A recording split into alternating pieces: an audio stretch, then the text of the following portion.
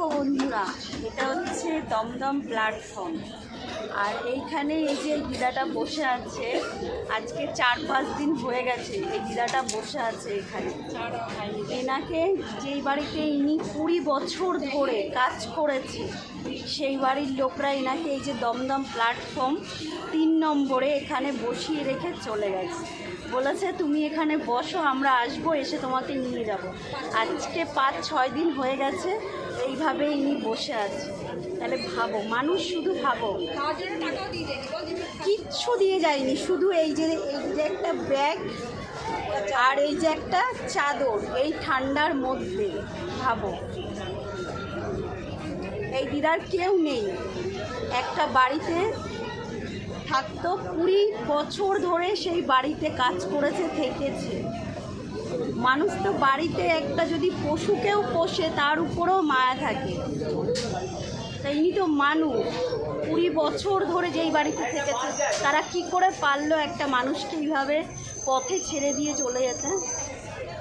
দেখো, এই হচ্ছে প্রকৃত মানুষদের পরিচয়। তোমরা বেশি বেশি করে, যত বেশি পারো এই ভিডিওটা শেয়ার করো।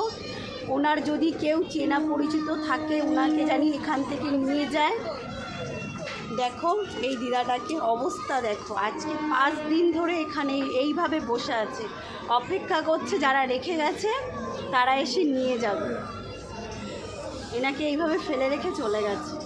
তোমরা বেশি বেশি করে ভিডিওটা শেয়ার করো, আর বেশি বেশি করে ভিডিওটা লাইক করো, কমেন্ট করো, আর যাতে এই দিদা তার বাড়ির লোকের কাছে ঠিকঠাকভাবে পৌঁছে যেতে পারে। অবস্থাটা দেখছো, এই প্ল্যাটফর্মের মধ্যে, এই ব্রিজের নিচে এইভাবে বসে আছে, যে যা দিয়ে যাচ্ছে সেই খেয়ে বেঁচে আছে। একটা জীবন মানুষের।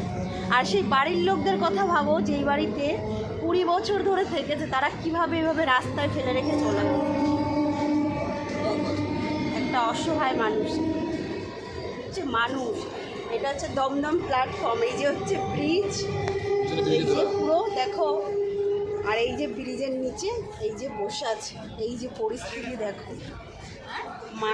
মানুষ বলে এদের। দেখো, বেশি বেশি করে ভিডিওটা শেয়ার করো, যাতে এনার বাড়ির যদি কেউ থাকে, এনার রিলেটিভ, যাতে এনাকে নিয়ে যেতে পারে। দেখো অবস্থা, খাওয়া নেই, শোয়া নেই, দেখো কীভাবে বসে আছে। তো তোমরা বেশি বেশি করে ভিডিওটা শেয়ার করো গাইস।